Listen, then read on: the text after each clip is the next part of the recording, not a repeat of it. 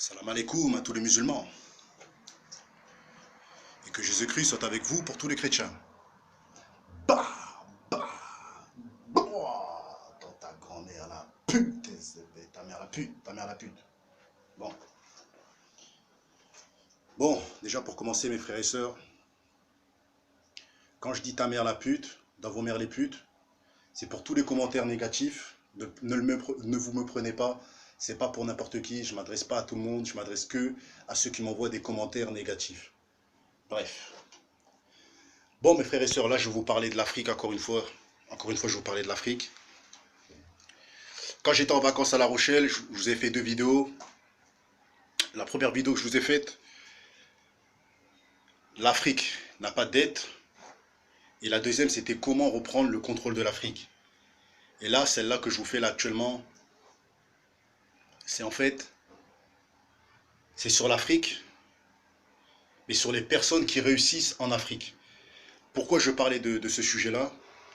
Parce que tout simplement, mes frères et sœurs, comme vous le savez, les médias ici en France, lorsqu'il y a des gens qui n'ont pas d'argent en Afrique, lorsqu'il y a des gens qui se font sodomiser, qui se font violer en Afrique, lorsqu'il y a des gens qui vivent dans la misère en Afrique, ils le montrent pour nous dévaloriser, pour nous sous-estimer et pour montrer que nous sommes des gens qui ont été pris en esclaves et nous le serons toujours et ne serons jamais indépendants et nous serons toujours des clochards et des pauvres.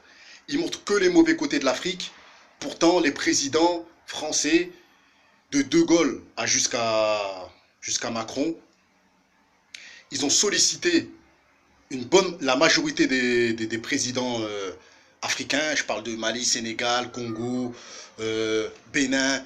La plupart des présidents africains, français, enfin des présidents africains, en fait, chaque président français ont sollicité les présidents africains. Là, je vous ai déjà cité les noms et tout ça, enfin les noms des pays.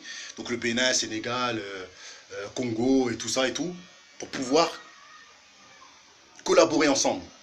Mais ces fils de pute de présidents français et de médias français et d'hommes politiques français, ils montrent que les mauvais côtés de l'Afrique. Ils montrent que les côtés, oui, là-bas au Sénégal, il y a des gens qui vont se laver à la rivière, oui, il y a des gens qui se font violer, oui, il y a le djihad, oui, il y a la pauvreté, oui, il y a la famine, il y a des gens qui dorment dans les rues, dans des camps, nanana. Ils montrent que ces choses-là en Afrique, au Congo, au Zaïre. Ce qu'ils montrent, c'est que la misère. Mes frères et sœurs, cette vidéo-là, je la fais pour vous dire que voilà, on est un peuple riche et il y a des riches partout. En Afrique aussi, il y a des riches. Et quand les gens sont riches en Afrique, ils vivent beaucoup mieux que les gens qui sont riches en France. Parce que quand vous êtes riche en France, vous payez des impôts, mes frères et sœurs. Mais quand vous êtes riche en Afrique, vous ne payez pas d'impôts, mes frères et sœurs. Vous voyez ce que je veux dire? Là-bas, c'est voilà, à l'américaine. L'État, c'est à l'américain.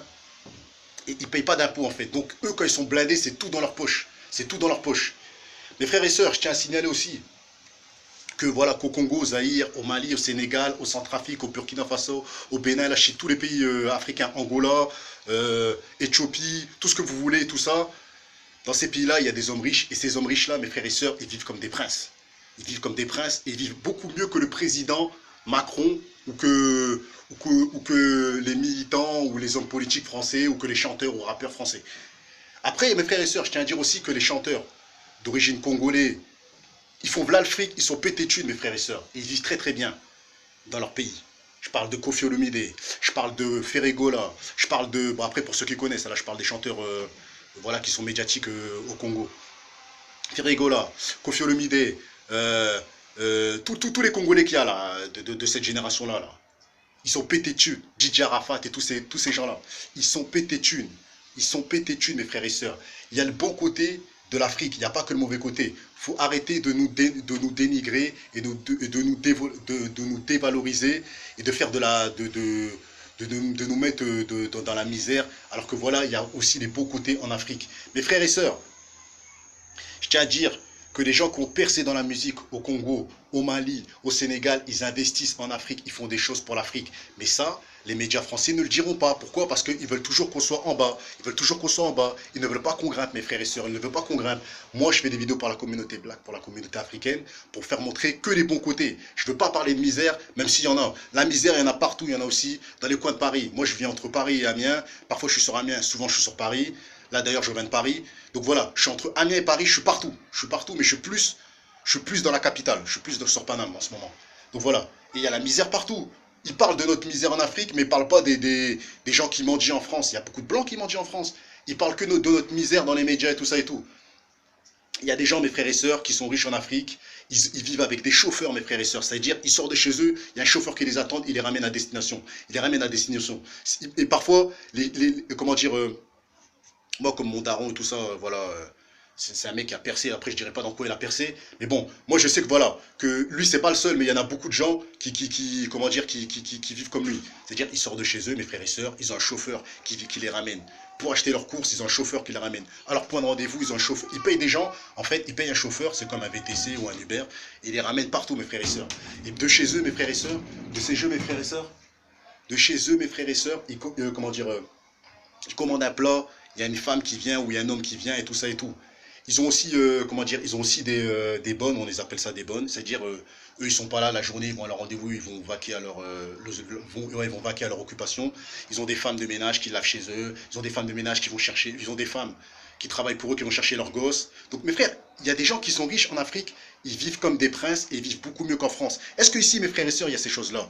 Il y a ces choses-là, mais ça vient que d'arriver, les Uber et tout ça. Eux, c'est depuis des années, mes frères et sœurs. C'est depuis des années, on est en avance. Mais c'est juste que vous avez voulu nous dénigrer, nous faire passer pour des clochards.